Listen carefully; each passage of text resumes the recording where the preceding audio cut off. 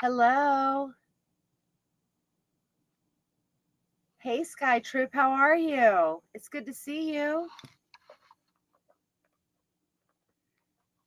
So, I had another live scheduled, but I'm unable to find the video in which I wanted to reference.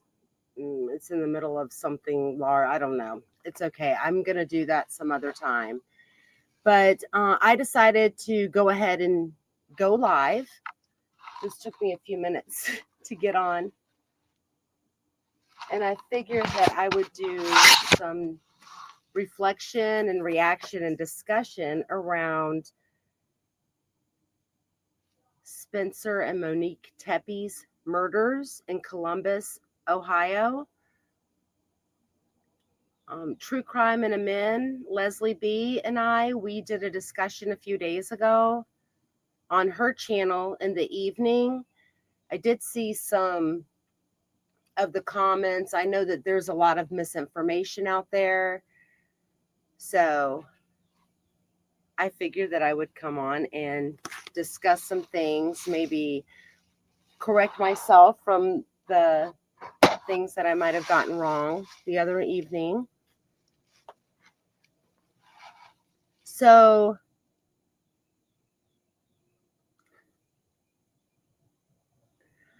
Spencer and Monique Tepe, they were gunned down in their home late night on, I guess it would have been December 29th, because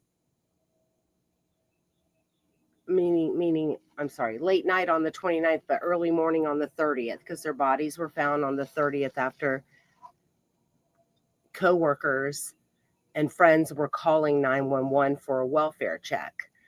Since they've arrested her ex-husband, Dr. Michael David McKee.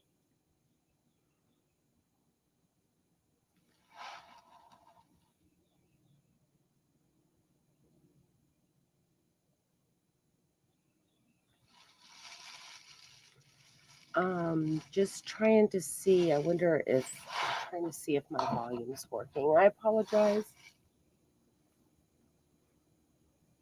Okay, so one thing that we've gone over, or that we discussed on Leslie's channel, is the fact that Michael David McKee, they had been divorced for almost 8 years. Hey, Jolie, good to see you. I think Sky Troop is still here as well.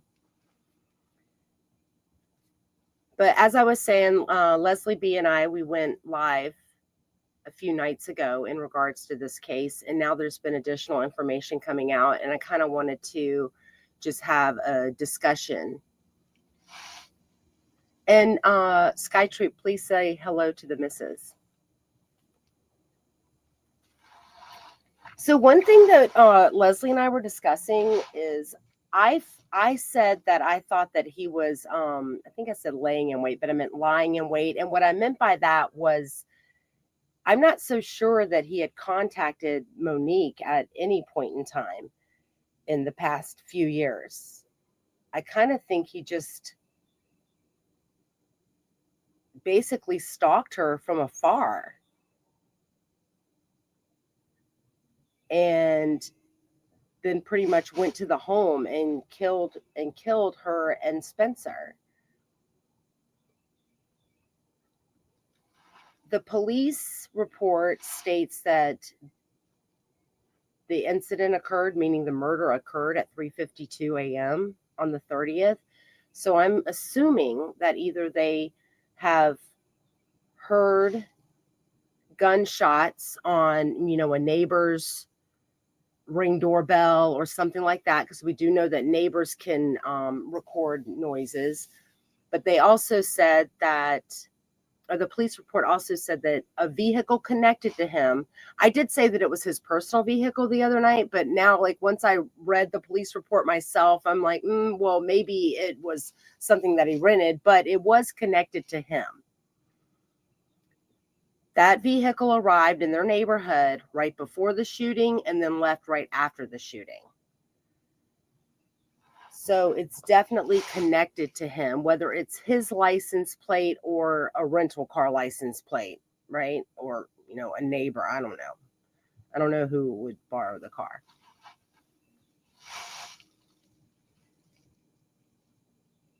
Under Leslie B's comments, I saw that someone had written a comment stating that Monique was in the process of basically filing some sort of let's see. Oh, I saw someone put in the comment that Monique was going after him legally for money at this point in time. I have not seen that from any credible sources. I have not seen that reported at all. So we need to be careful with misinformation. Let me see what Jolie is saying. Truth and Transparency had a source that provided an email. It was after the divorce, and she said that she may need a restraining order in the future. Okay. Yeah, and nothing against Lana. I just hope that whoever's contacting her has good intentions and is, providing good information. And it does seem so. I'm just saying you just have to be careful. I don't know why they wouldn't be going to like a newspaper.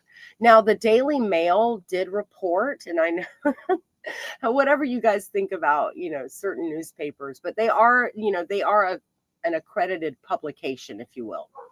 They did report that a family member of Monique's said that they were not surprised that Michael David, sorry, my puppies are barking, that they were not surprised that Michael David McKee had been arrested, but that they were unaware or did not know of any contact recently that Monique had with him or vice versa.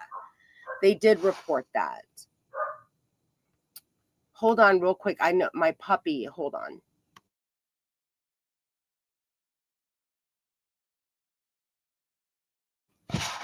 Okay. Sorry, we got a new puppy right before Thanksgiving. So, okay, let me see. So, Jolie, you're saying, yeah.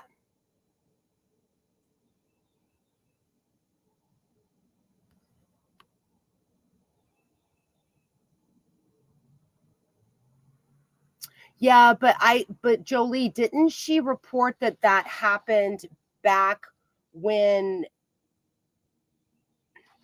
they had gotten divorced back in 2017? Because they got married. Here, I have the timeline. They got married on August 22nd of 2015. They got separated in March of 2016. She filed for divorce in May of 2017, and the divorce was final in June of 2017. So I thought that he was sending her stuff after the divorce signing, your husband. Is that something recent? Was she getting items from him recently? Because the family member that spoke to Daily Mail did not indicate that they were aware of anything. Now, I do not know who the family member is or how close they were to Monique, but they said that they did not know of any contact between. Okay. Yeah, but even like contact from him to her. I'm assuming if he was trying to contact Monique and she was aware of it, she might not respond, which is what you do. Like, you don't respond to someone who, can't let go. You just don't respond to people. Okay, not recently. Okay, yeah, that was like back in the day. And I believe that it was also told to Lana that when she decided to leave him, like, her family drove to Virginia and packed up a U-Haul and, had her come home to Ohio while he was at work. Okay. Yeah, so I kind of think that he's basically been covertly stalking her, meaning he's not letting her know that he was after her. Like, she might have thought that he was long gone, turned around. Some other people commented that he was recently married and then got divorced. But I don't know of a credible source that is saying that stuff or reporting on it. So I just kind of want to be real careful with the rumors. Yes, her family did help her move.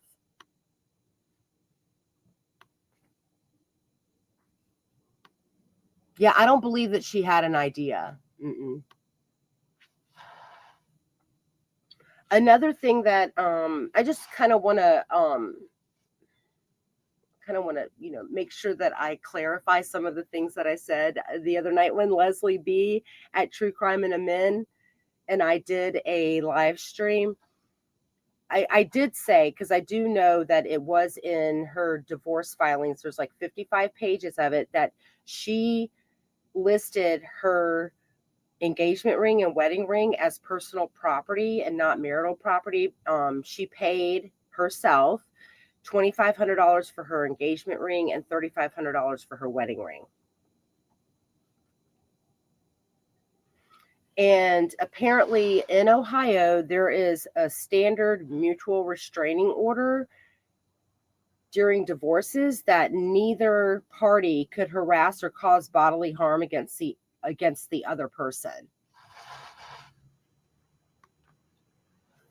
Yeah.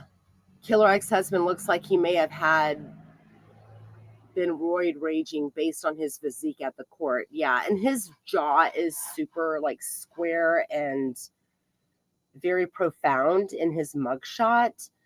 And based on the pictures from like their wedding and other pictures that people have like gotten, I guess, off of the internet of him, his jaw was not as square. It was slightly pointed at the bottom, but now it's like really square. I don't know if steroids do that, but yeah. And another thing about roids, like they really do mess up people's heads too. Like it doesn't just, mess up and I'm saying mess up, it doesn't just build your muscles and also shrink certain areas. It also eats brain cells, right? Like the good brain cells. Yeah, good point, Sky Troop.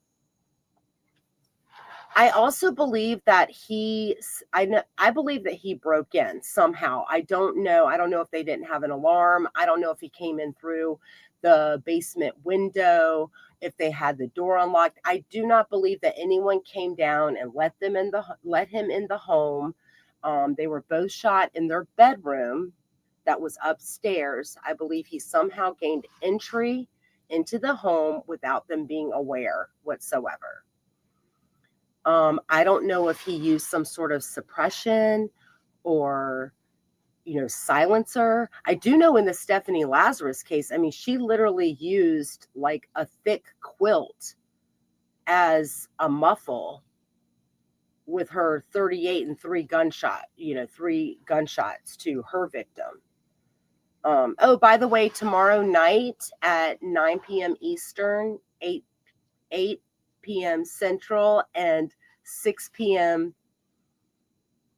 Pacific, True Crime and Amen, Leslie B and I will be on her channel doing a live stream on Stephanie Lazarus and the murder of Sherry Rasmussen back in 1986.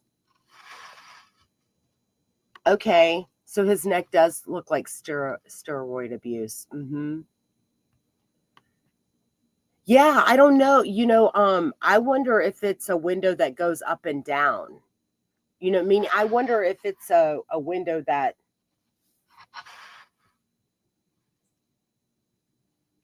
can be opened. So, because I know that sometimes basement windows, they might just be like a stationary window, like you can't open it or not. You can't open it or close it. Think in the Shanann Watts case, their basement windows were like that.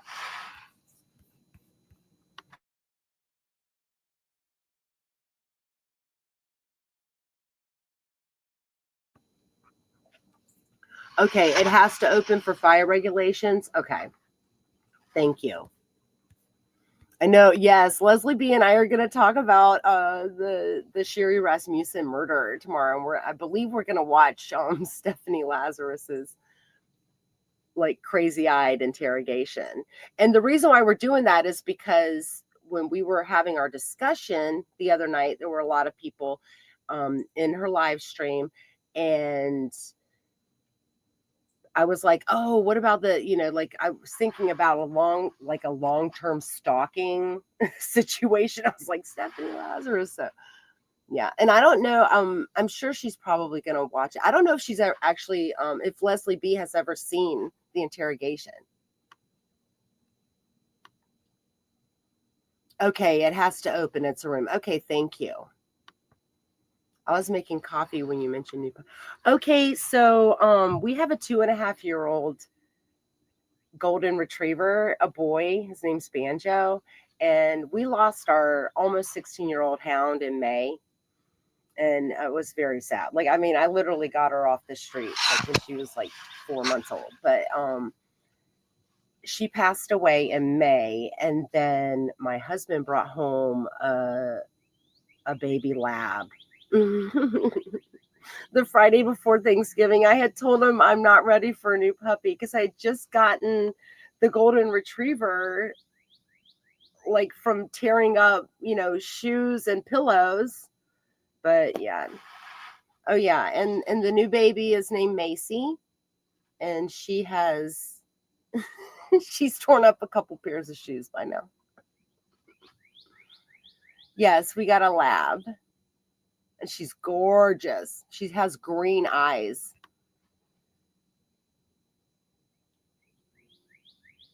Yeah, yeah. My hound, like, she was with us for a long time. Yeah, she was with me before I ever had children.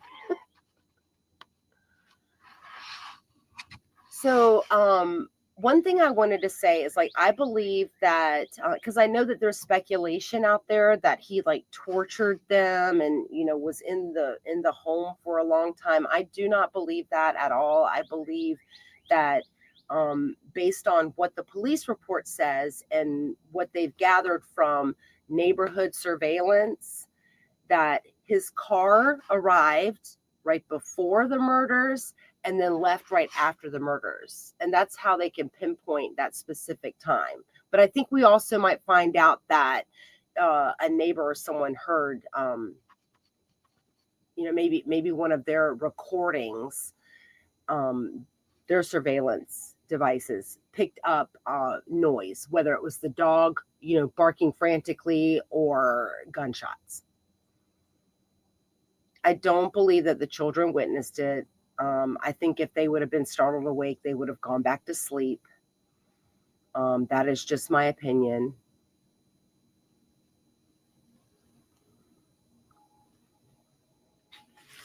I do believe that he broke in. So, in regards to, like, if you really look at their relationship, I don't know how long they dated before they got married, meaning McKee and Monique. But she separated from him 7 months into their marriage. And that's pretty much the last time she was with him.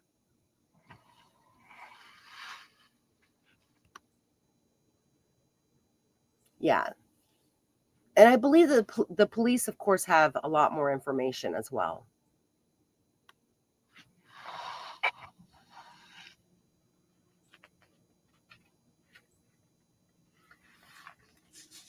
I think that he was basically stalking her and watching, you know, whether it was her social media. I don't know if he was there in person, stalking her, watching her, whatever it is. But I think that he was very jealous of the happy life that she's living now. Hey, Elizabeth Whitney, nice to see you. Sorry, I do have a pup scratching. Let me just hang on.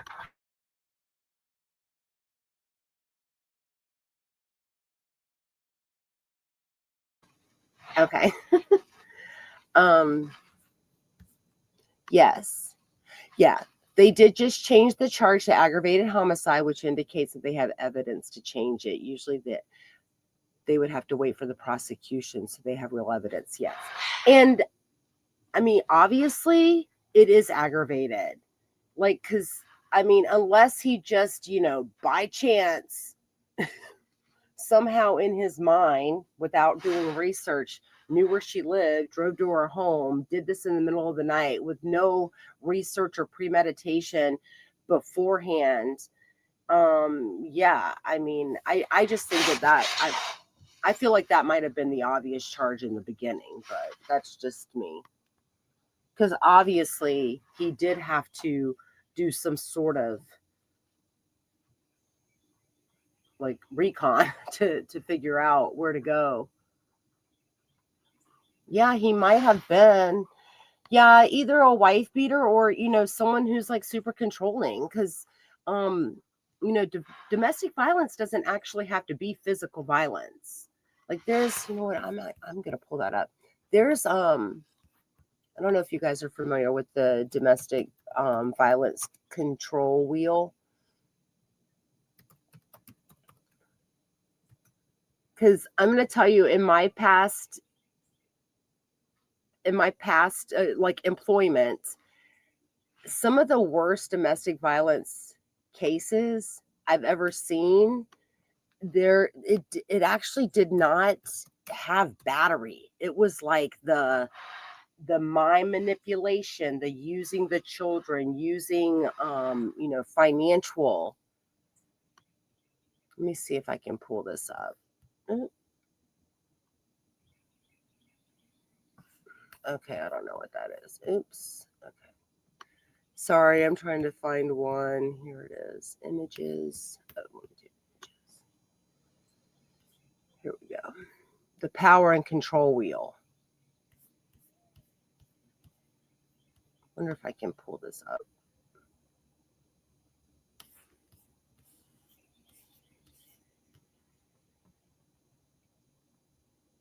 Okay. All right, I'm going to share this. 'Cause there's a lot of aspects to domestic violence, and it doesn't necessarily always have to be like battery. But yeah, I get what you're saying, Sky Troop, when you say wife beater. Let me share this.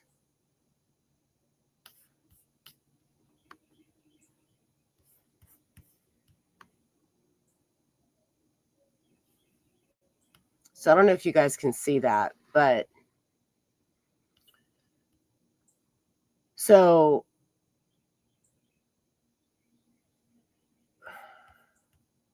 okay. I heard unconfirmed that he would not talk to her for 3 days at a time while she moved away from family and friends. Oh, like he would get mad and then just like basically not speak to her for days at a time. Yeah, that's like hurtful. Yeah, well, I mean, he's a huge dude. He's very big. So, okay, the power and control wheel. There's 8 aspects. And this is domestic violence and sexual violence relationships. Using coercion and threats, using intimidation, using emotional abuse, isolation, minimizing, denying, blaming, using your children, using male privilege. And this could also, go the other way, guys, or yeah, everyone, and using economic abuse. I've actually seen a better wheel than this, but that's okay. I mean, these are all, I mean, it's pretty much the gist of it, right?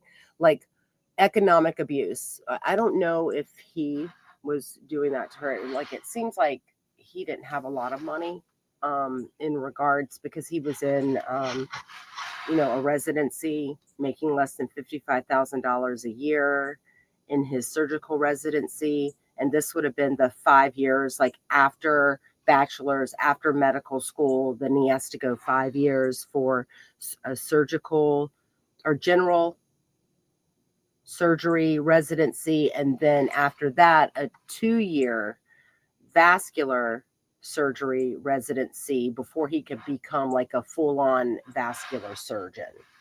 Right. So 15 years after high school graduation.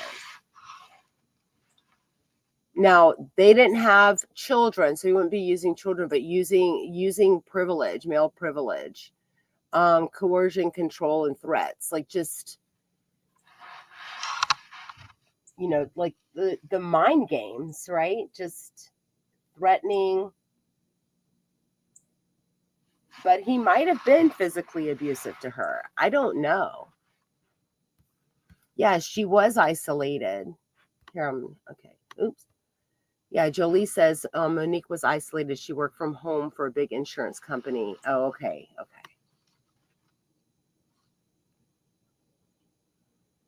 Yeah, he's a big guy. He probably did threaten her. I mean, obviously something was wrong.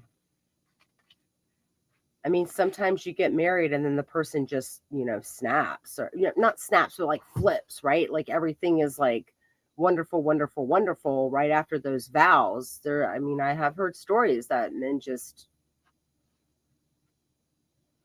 or maybe even women, like they're just not the same after marriage. Now, one thing I wanted to talk about is like I don't know. I don't know what we're going to find out. I do think that license plate readers are going to play a big part in this, but I don't know if he necessarily drove from Illinois to Ohio like that night. I'm wondering, Zanesville, Ohio is where he grew up, and that's only an hour away from Columbus. So I'm wondering if he was over there. Now, I do think that there's information out there, I don't know how true it is, that he was adopted and he's estranged from his adopted parents, but I don't know if that's true or not. Another thing is, so this is kind of twofold. For the dentist, for Spencer's coworkers to be calling to ask for a welfare check, I mean, I see it that he's a very responsible person. The big boss is on vacation, out of town. He's running the office. He has patients waiting, and he's always responding to them, and they can't get in touch with him, and they don't know what's going on. So they're calling as a sense of urgency, right? Like we're worried because we also can't get in touch with his wife, so something must be wrong. I know that there's speculation that that Spencer's coworkers might have known that Monique was in danger, but I don't know if we have any information around that.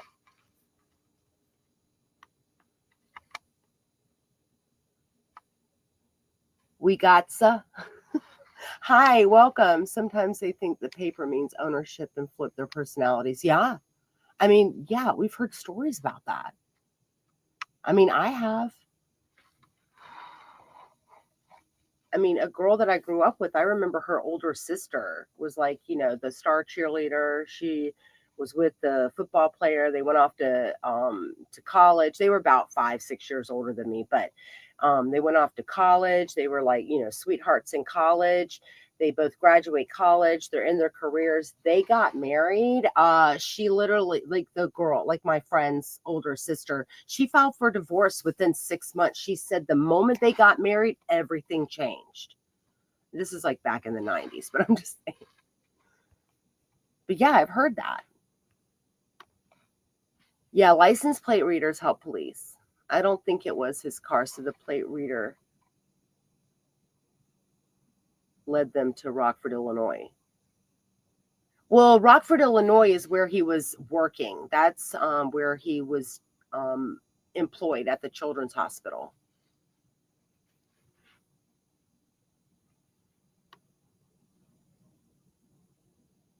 Yeah, I haven't heard that either. Like, I think that the reason why they were calling is because really, like, it just was unlike him. And they had, a lobby full of patients, and he was the one who was supposed to be seeing them.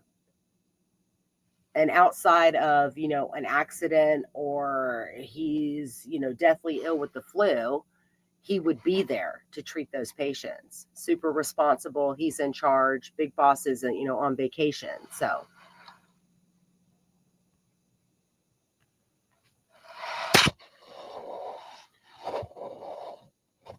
So another thing that I wanted to discuss is,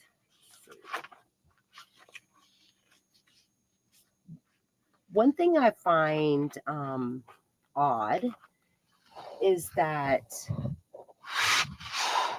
well, okay, no, never mind. I don't find it odd. I think that when the police first contacted him, because I'm pretty sure they contacted him early.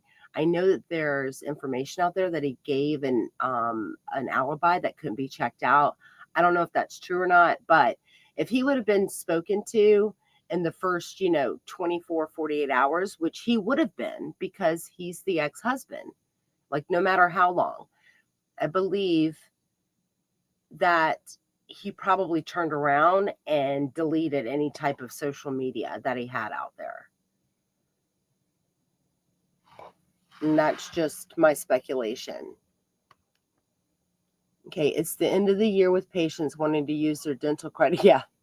Yeah, Leslie B did bring that up. I didn't even think about that, but yeah. Yeah, it is about power. I don't know what kind of life he was living now. I mean, he's successful, well, from what we believe. He's a successful vascular surgeon. I believe it said that I believe he was director of like personnel as well at the Children's Hospital. I can't remember where I read that, but okay, he's gainfully employed, but I don't know. I don't know what like I don't think that it was a snap. I think it was like he's been sitting and brooding for years. I think it's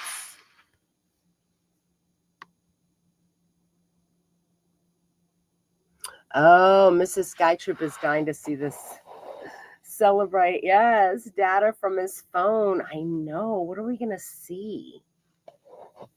Because now that when Julie brought up, like, now that they're actually doing the aggravated, or charged him with aggravated, they did do a search warrant on his apartment, so they probably found laptops. They got his phone. They're probably going to determine that there are a lot of information. I'm sorry, that there's a lot of information that because he's been basically stalking her from afar. And how do you do that? You do that via computer.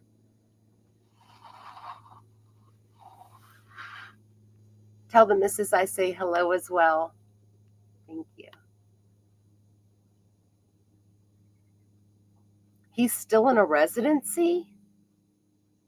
I thought that he was a full-on vascular surgeon. No? Okay.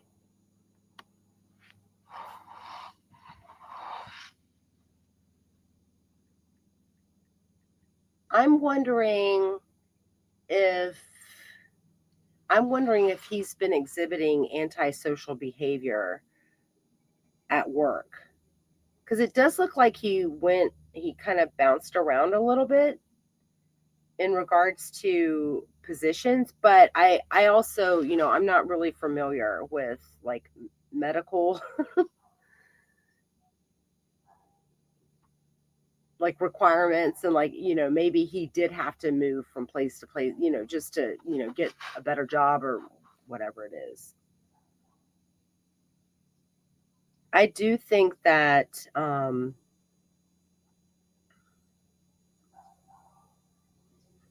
I do think that is him on the CCTV.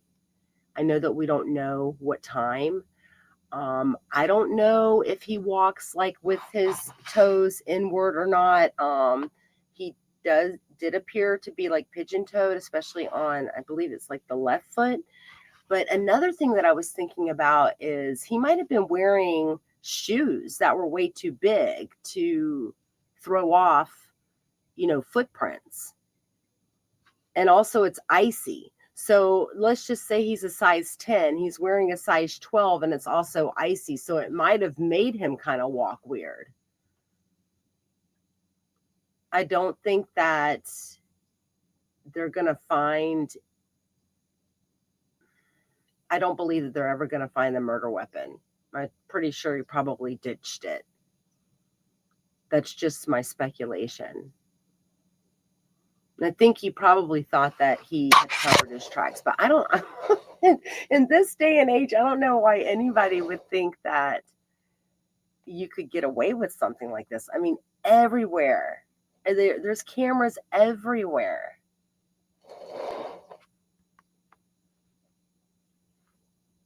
Oh, okay. I'm sorry. Okay, thank you. Yes.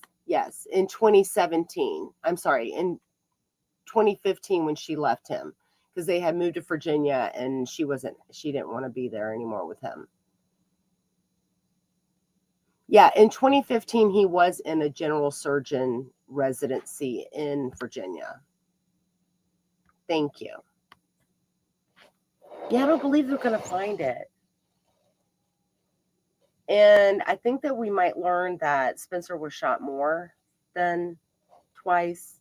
I think he might have tried to gather up casings or shells. I'm not sure though.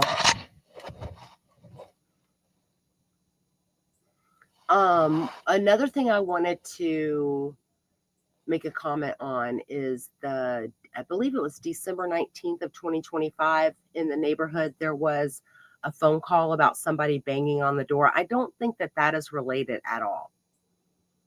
I don't think that that's related to this. I think that we're going to learn that Monique, Spencer, no one knew that he was brooding and coming after her.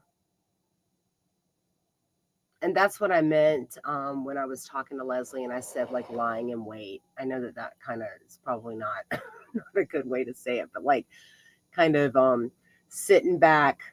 He's sitting back, brooding, collecting information, raising his frustrations, jealousy, just basically came to a boiling point and then did an ambush.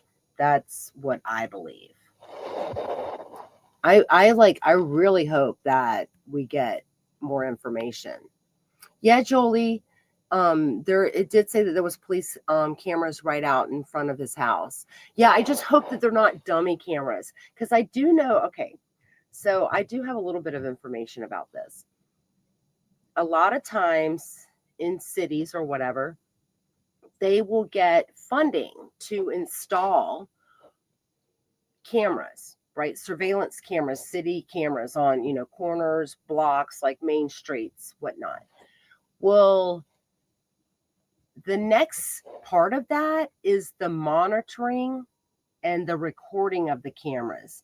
And that's a whole different budget. Like you get installation budget, and then you have to have a maintaining and an activation, because I do know some areas who have cameras installed across the city, but they are dummy cameras. They don't work because the funding never went through to get those cameras going.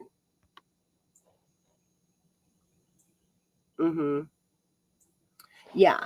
And now that's not to say that that was the situation with that police camera that was out in front of their home. But I believe that we might find out that most of the information that the police got from that night of the shooting is going to be from the neighbors' surveillance cameras.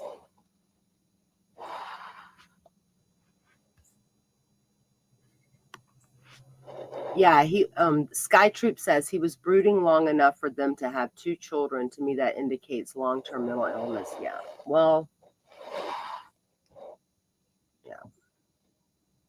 And when I say mental illness, I don't want to make that as an excuse, but obviously, some sort of narcissistic tendencies, traits, behaviors, depression. I don't know if we're going to find out if he's involved in substances, any types of abusive substances. But, a lot of times, so this is one thing that I was having a discussion with one of my friends like many years ago. And like in Florida, we call it SAMH, and it's substance abuse mental health, like SAMH. And sometimes people can be mentally ill and use substances to, self-medicate and combat that. But then there's also people who get so far gone in substance abuse that they become mentally ill. So it's almost like the chicken and the egg question. This is just my opinion. Okay. I do not have a specific degree in substance abuse or mental health, but I did work for almost 2 decades in child welfare in the state of Florida. I have a sociology degree. I do not have a social work degree, but I have a sociology degree. So I did child abuse investigations for 18 years. And no, I was not always on the front line. Like I was on the front line, meaning the actual investigator early on. And then I became a supervisor, administrator. Then I did training. Then I became a specialist. So, I kind of like went kind of like up the ladder, if you will, over 18 years. So I don't know. Yeah. I think we're going to find out he's got definitely some negative personality traits. Okay, if that was him in the video, it looks like the alley behind the houses. Yes, I do believe it is the alley behind the houses. I mean, I don't know. One thing I can't tell, like from the aerial view, is how tall, because there's like the garage and then that like patio area, then the house. It's like a detached garage. I don't know how tall that fence is in the patio area. Is it something that you can jump? Like, is it just a gate that you reach over the top and, pull the little thing and get in there? I mean, I wonder how tall that is. Did they leave their back door unlocked because they have a detached garage and they believe that all of that is secure? Because I mean, I believe I do think that they have a security system. Was it activated? If it was activated, is it one of those that calls police, right?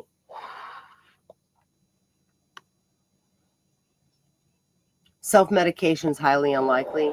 Yeah. Okay, with this guy, like meaning, wait, do you mean with all mental illness or with this guy? Oh, there's no back gate. Okay, so it's just an enclosure. Okay, thank you, Jolie. Well, and Jolie, I'm not specifically talking about this guy. I just mean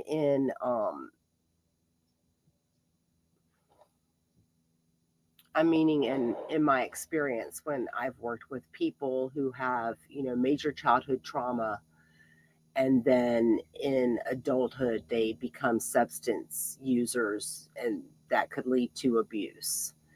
And a lot of reasons for that is because they've never had therapy or dealt with traumatic things in their childhood, if that makes sense.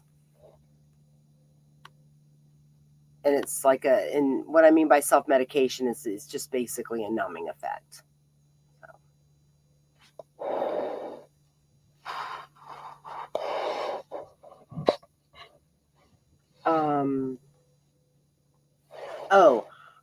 I wonder if we're going to find out if they have interior cameras.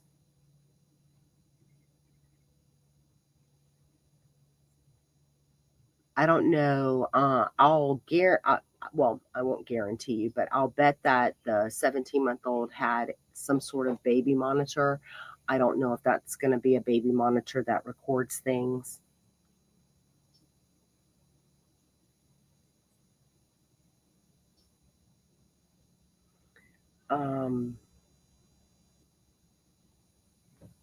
I have heard this discussed, whether or not there were, if they had like fitness bands. I know some people still wear like a fitness band, like when they're sleeping, because it tracks your sleep. And so maybe that is a reason why they know exactly it happened at 3:52. It does not take more than 1 minute to fire off, right? At least 3 shots.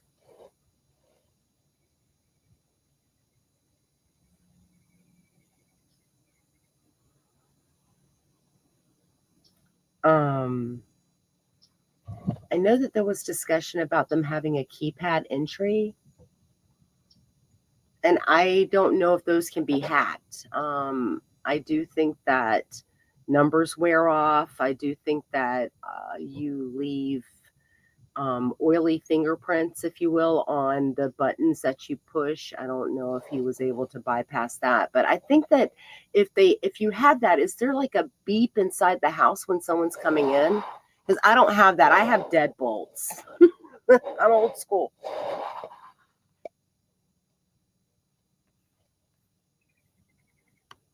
Let's see. Surgeons have a high percentage of drug abuse and self-medicate. Okay. Okay. Thank you. Oh, Jolie, I am so sorry. That's so highly likely. I like read it as unlikely. I'm so sorry. Oh, yeah. Let me take a sip of my coffee. I need to wake up a little bit more.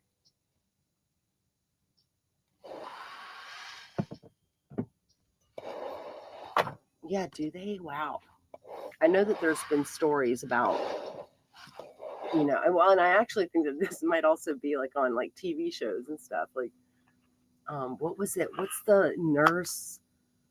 Is it Nurse Jackie? Isn't she an addict? I've never seen it. I've only heard about it. Okay, yes, they do have keypad entry that can be hacked. Okay. Oh my gosh. YouTube videos on how to hack a keypad entry to a house. That is so scary. I am aware of that. Most alarm systems have a chime or tone. And I just meant a keypad because I know, like, like if you open any window or door in my home or anyone's home who has some sort of security system, there's a beep beep, there's like a little, it's not loud, but it's subtle. But you also know, oh, so and so's coming in, oh, my kids are coming in the back door, or, oh, my husband's coming in the front door, oh, someone just opened a window. Hey, Patriotic. Every single time I see your name, I like it's between when I see it, it's between Patriot and Pontiac. Do they even make Pontiacs anymore? Hi, good to see you. And see Matt Mello is here. Hi. Yeah, so Matt says, I'm surprised no one heard shots unless he used a silencer. The houses are literally feet apart. Okay, so I'm wondering, I do believe that he might have used some sort of suppressor, but in regards to the police report stating exactly at 3:52 a.m., this is kind of weird. I do have one of my children was born not on that date, but was born at 3:52 a.m. I like remember all those kinds of things, but 3:52 a.m. I'm wondering if, because even with a silencer or some sort of suppressor or something that can be used to muffle without, I'm wondering if there was still like a pew pew, right, instead of a pew, like a big loud concussion noise, like when it's not suppressed.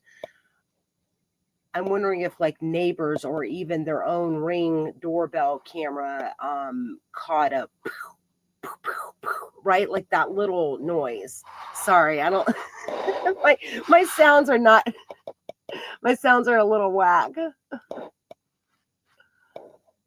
I'm sorry, it's a silly name. My dad was honored, in Congress, and they called me Patriot. I was crazy about him, so I became Patriot. Yeah, Patriotic. It's so funny. Like, I think that I used to say it correctly, but now when I'm saying it out loud, it doesn't sound right. Patriotic. Oh,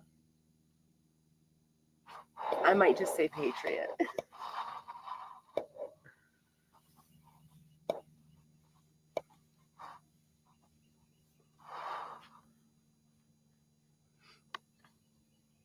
Okay. Jolie says in that neighborhood, no one is going to notice. Old cars backfire, and it's not the suburbs.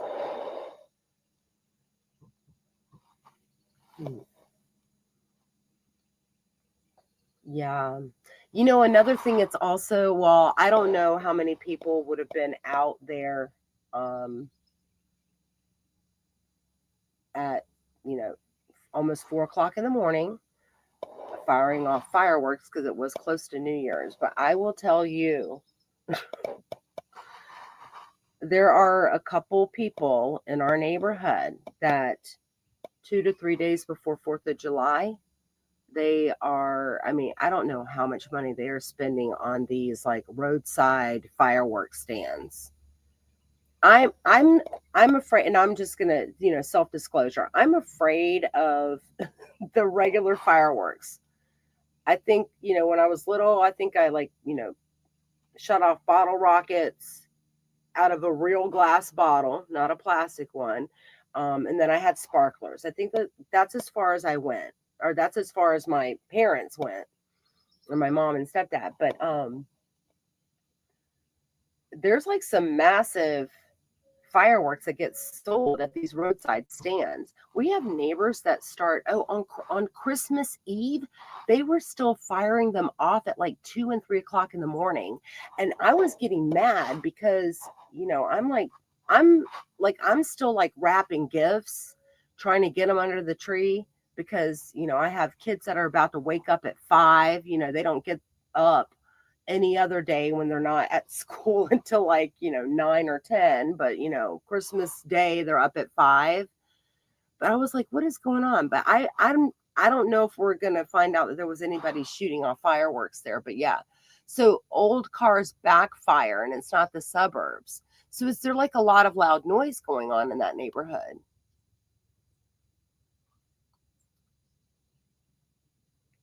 Yeah, patriotic.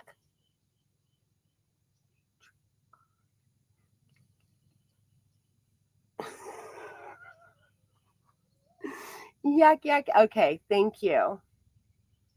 I know, and now I'm trying to like think of exactly what, because I know what you're talking about. It's just I can't think of which Billy Joel song that is. Okay, I have a similar I lived in a similar area years ago, and you have to ignore a lot of okay, so a lot of startling noises.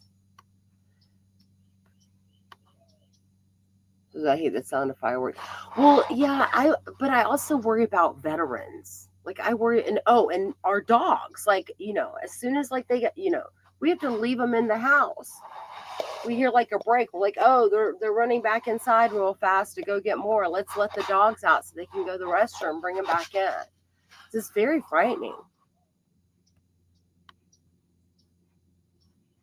Yeah, but it was like, wasn't it like below 20? It was like under 20 degrees that night in Columbus, Ohio.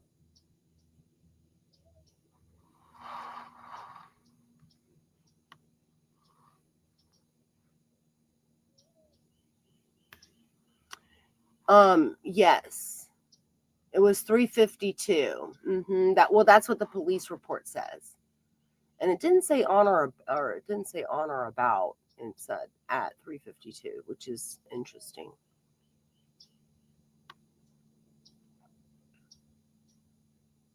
Okay, working too hard can give you a heart attack. Yes, okay, thank you.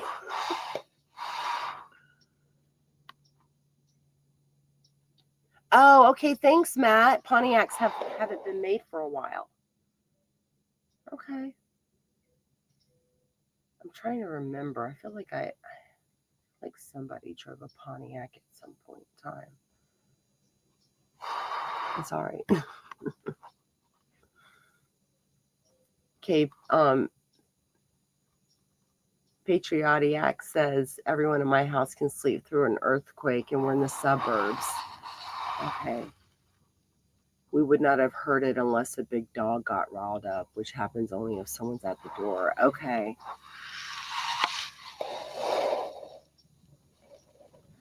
Yeah, and I haven't I've never really lived in like an inner city, or like even when I lived in Tampa, I lived in like out by the university. So that wasn't even in the city. That was like in Tipple Terrace. And I grew up out, I grew up in Orlando area, but it was North Orlando. Um, and I live in rural Tallahassee. Like I don't live in the city.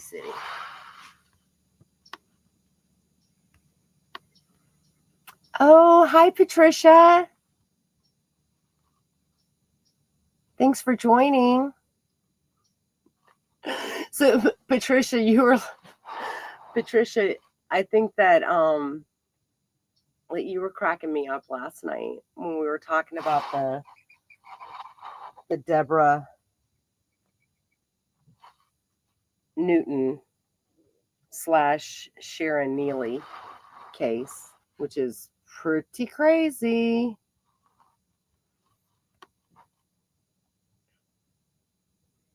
All right. So let me think. Okay, so Monique currently was a stay-at-home mom. She did not have coworkers. The children were not in daycare. I don't know if we're going to find out that um, I don't believe at all that we're going to find out that I think I said this earlier, that Michael David McKee was let in the home. I think he broke in. I don't think anyone answered the door. I think he appeared in front of them in their bedroom, and that was it.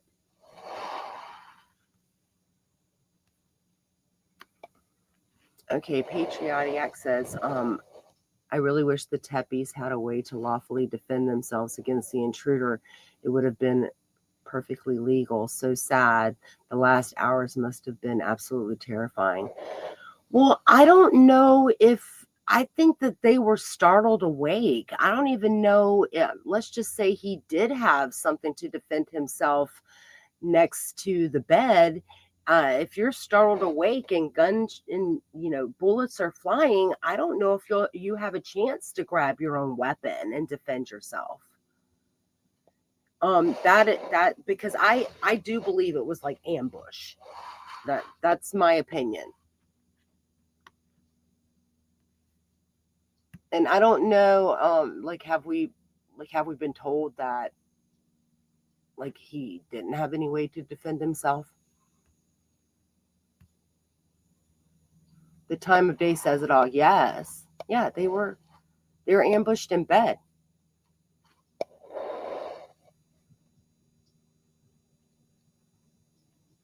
Like Betty Broderick case, right? Like that's an ambush in bed. That's the ex-wife ambushing Dan Broderick and his new wife. And I apologize, I forgot her name. I don't know if you guys are aware of the Betty Broderick. Oh, speaking of Betty Broderick, though, when we're talking about power and control wheel, and no, I'm not victim shaming. However, Dan and Betty, they were both doing a lot of this, using the children against each other. There was a lot of crazy stuff going on in that case. Okay, Patricia says the abuse that Shaz talked about it is documented, or is she just saying that it happened? Who's Shaz? I'm sorry.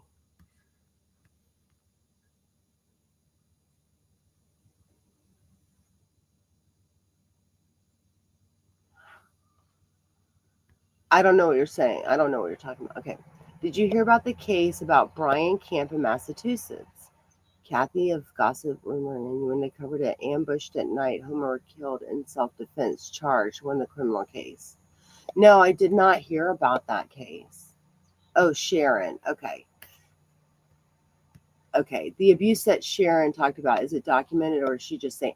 I do not believe it's documented, Patricia. I think that she said that she's just saying that that's what happened and that's why she left. I don't know. I don't know if they're gonna do research to find out if she contacted police back in 1982.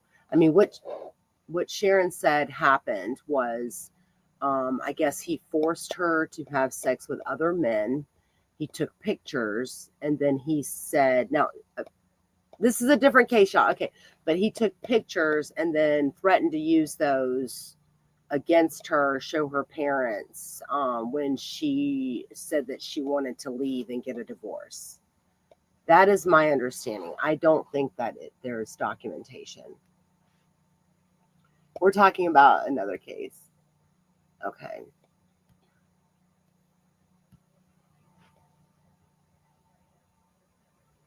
Okay.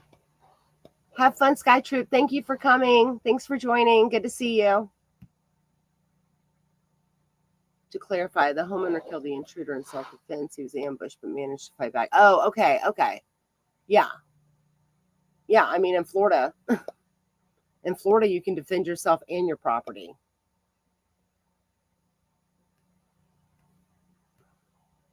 Also, back in the 80s, things were so different regarding DD. Yeah, I agree.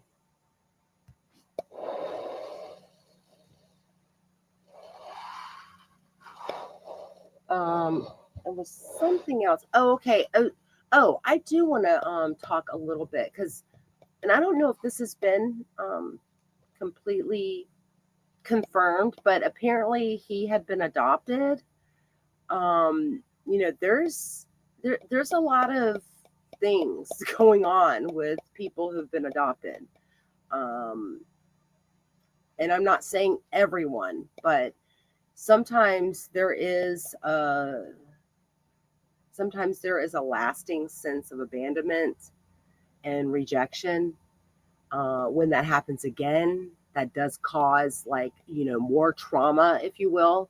I'm not trying to excuse it, but that might be one of the reasons why he sat brooding for 8 years before he got his revenge on someone, like on the ex-wife that, in his mind, quote unquote, abandoned him and rejected him like his mother did, right? So just saying, like, a lot of things, like with adopted people, if they haven't reconciled the adoption in their head, or why you know why they were given up, or whatever the situation is, that has a tendency to leave scars, long-term scars. I don't know if he had that, but I'm just saying that that's an interesting aspect, if he is in fact adopted, and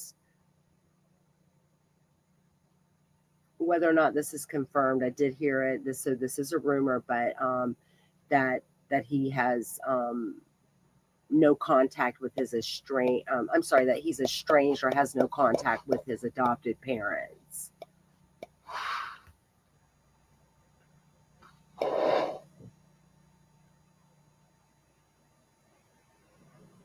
Um,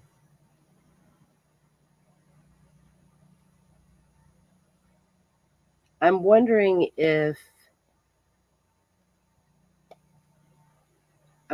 there's going to be additional surveillance, like actually showing him, like whether it's getting gas, or driving the vehicle.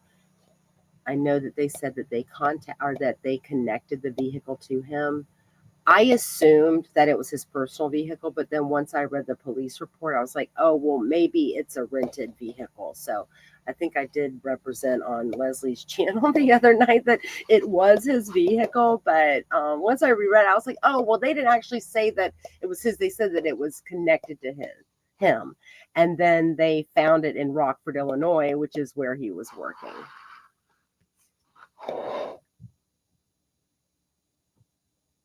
I also don't think that I think that if we do learn about this, I don't know if it's even something that we'll learn later, but I don't think that the 911 call that said that came from their home back in April at like 2:45 in the morning or whatever it was. I think we're gonna, if we ever learn about it, I think that we're gonna find out that it probably wasn't even their house, because I don't know if it was the police chief or one of the detectives or something said that those cell phone pings, like with that particular phone call, it could have been like 30 to 50 meters away. So it could have been like a next door neighbor, or someone maybe ran out to the alleyway to call 911 because they were in an argument with someone. So I'm just saying I'm not so sure that was even in their home.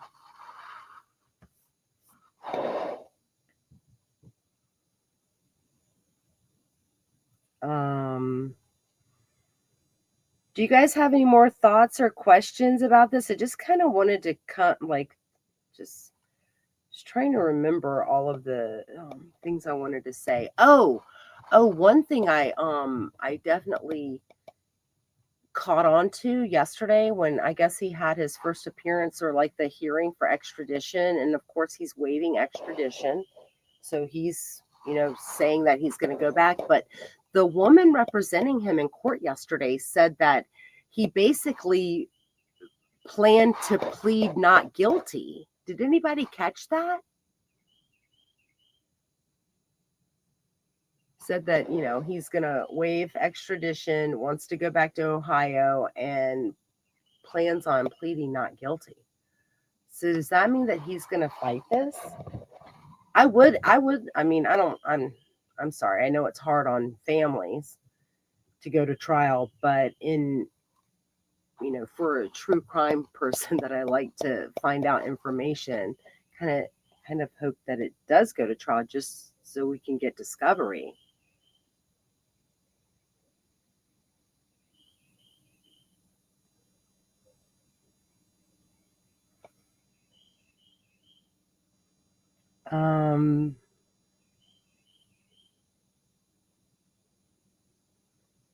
Another thing, if he was, she could have had Facebook friends that were also friends of his, and whether her Facebook was private or not, he might have still been able to see things. So if you're ever fearful, or you've ever had to like run from a stalker or a very dangerous situation, you have to be very careful with social media and the internet now.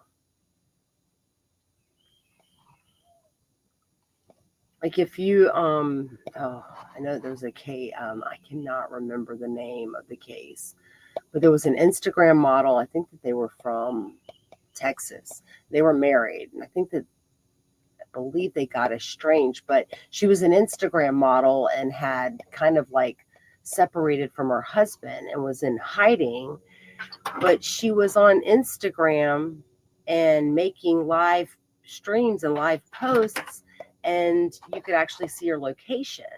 So if like that kind of, I don't know if everyone's always thinking about that, like letting someone know. It's almost like the same thing, like if you're you go on vacation and you leave your house, and then you're doing lives on Facebook saying, hey, I'm on vacation in Italy, and then you come home and your house is robbed. You're like, whoa.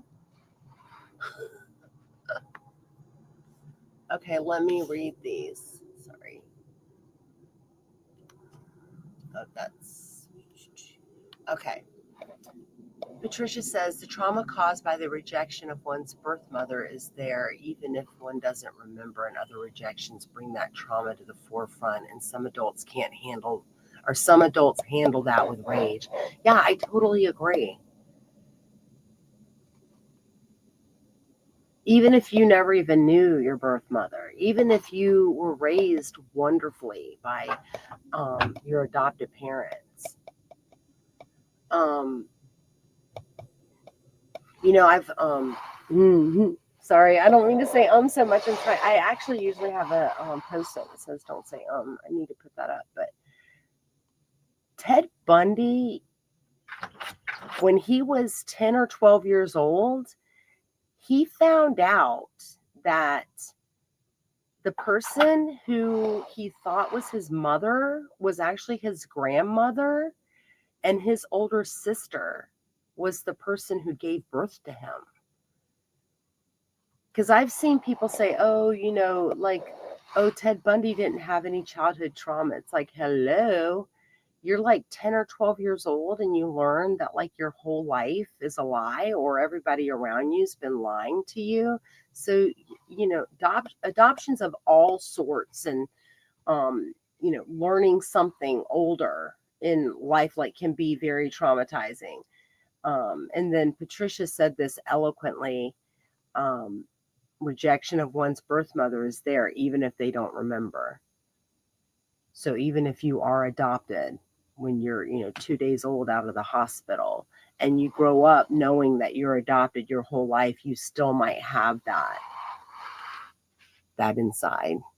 And I'm not saying anything bad about adopted people. I'm just saying, sometimes that might be a lasting issue with someone. Patricia says he might just be trying the not guilty out at first. Okay. And then realize that he has to plead. Okay. That's true. Matt says, did anyone confirm the dispatcher gave the cop the wrong address? I think the cop screwed up, not concentrating on his job. He knew his cam was on.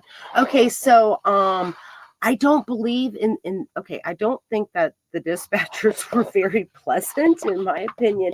However, I do think that the dispatcher gave him the correct address. I just think he was on the wrong street, because he would have heard the kids in the home if you were at that home. Like those like babies don't sleep in that late. Trust me. He would have heard the 17-month-old still crying in the crib because they can't get out on their own, and the 4-year-old, whether she was behind a baby gate or roaming around the house. Yeah, he would have heard them. So yeah, I think that he went to the wrong address. And whether it was I don't think he did it on purpose. I think he just went to the wrong address. And I don't know how I know that when certain communities are being built up, sometimes addresses are changing, sometimes like street names are changing. So I don't know. Hey, True Crime and a Men. Leslie's here. Thank you. I had originally scheduled a live stream on something else, but I can't find the video that I wanted to reference. So I decided to still go live and then talk about something else to change my title. Oh, I'm just following up and talking about what we were talking about, the Tepe case the other night. But welcome. Okay. Says, I'm late and I don't know if it's already been said, but Leslie B had mentioned he watched their wedding video hundreds of times. We got that. Okay. I don't know if, okay, allegedly. Okay, thank you. Allegedly. Yeah, I mean, he probably did. I don't know if we might find that out, especially if he does go to trial and there's discovery. We'll find out his,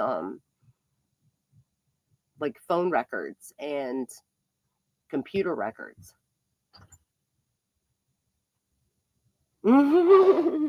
Patricia says, Leslie, you are so right about McKee being a dead ringer for Sigfredo Garcia. Yes, he looks like a white Sigfredo Garcia.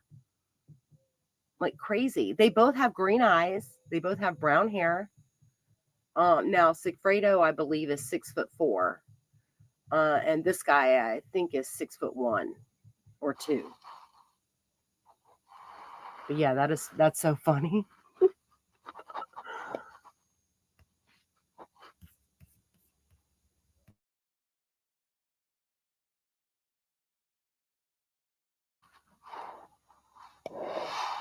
So, do you guys have any more comments? I'm just decided.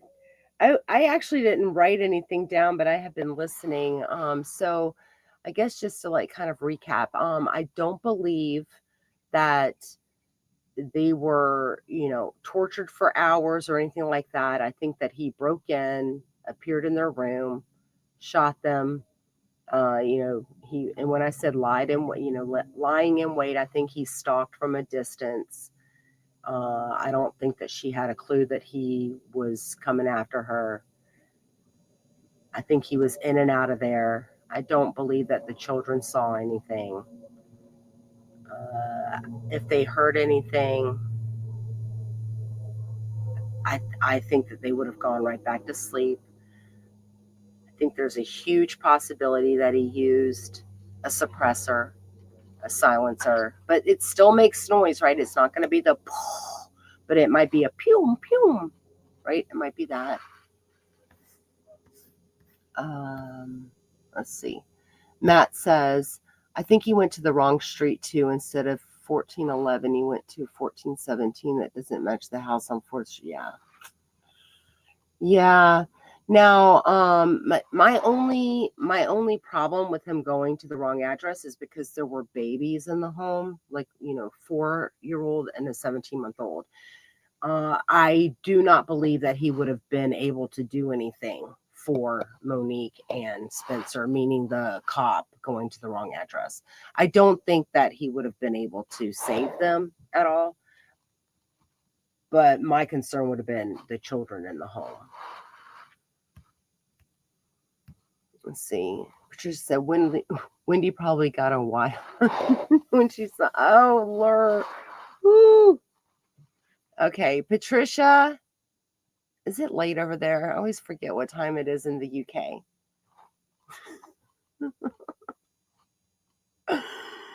I know. I learned what that meant from you. What, like a year ago? White on? Patricia's so funny.